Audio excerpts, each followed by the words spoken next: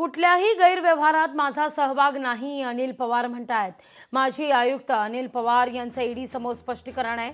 अनियमितता आपल्या कार्यकाळापूर्वी झाली असं अनिल पवार यांचं विधान आहे।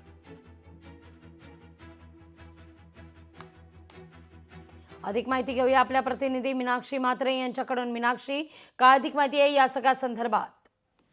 निश्चितच लागवी आपण पाहतोय की वसई विरार महापालिकाचे जे माजी आयुक्त आहेत अनिल पवार आणि त्यांची पत्नी यांची ईडी कडून सोमवारी तब्बल 10 तास चौकशी झाली आणि या सगळ्या चौकशी दरम्यान अनेक पुरावे जे आहेत ते देखील ईडीच्या हाती लागले होते आणि त्याच अनुषंगाने जे आहे ते ईडीनं त्यांना चौकशी दरम्यान प्रश्न केले होते।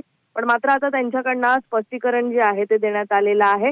या चौकशी दरम्यान त्यांनी कुठलीही गैरव्यवहारात सहभाग नसल्याचं त्यांनी सांगितलेलं आहे। यासोबतच अनियमितता जी आहे ती आपल्या कार्यकाळामध्ये झाली नसल्याचं देखील त्यांनी ईडीच्या अधिकाऱ्यांना सांगितलेलं आहे। यासोबतच जो आरोप करण्यात येत आहे त्या इमारती ज्या आहेत त्या 2008 आणि 9 ते 2011 आणि 12 दरम्यान बांधण्यात आलेल्या आहे। त्यामुळे आपण जे आहेत म्हणजे त्यांची जी नियुक्ती करण्यात आलेली आहे ती 2022 मध्ये वसई विरार महापालिकेचे आयुक्तपदी जी आहे ती झाली होती आणि त्यानंतर या प्रकरणामध्ये अनेक आकडे अडकवण्याचा प्रयत्न जो आहे तो झालेला आहे। त्यामुळे एकीकडे ईडीच्या या चौकशीमध्ये अनेक बाबी ज्या आहेत त्यांनी तिथे स्पष्टीकरण जे आहे ते दिलेले आहेत। पण मात्र पुन्हा एकदा आपण पाहतोय की त्यांच्या विरोधामध्ये नाशिक, पुणे अशा तब्बल 12 ठिकाणी जे आहे ते ईडीनं छापे टाकले होते, धाडी टाकल्या होत्या आणि त्याच दरम्यान अनेक पुरावे जे आहेत ते ईडीच्या हाती लागले होते। त्यामुळे सोमवारच्या चौकशीच्या वेळी आपण पाहतोय की आईच्या पुण्यातील जी विधी असल्याचं ते कारण देत ते पवार आणि चौकशीसाठी 3 दिवस जे आहेत त्यांनी सवलत मागितली होती। त्यामुळे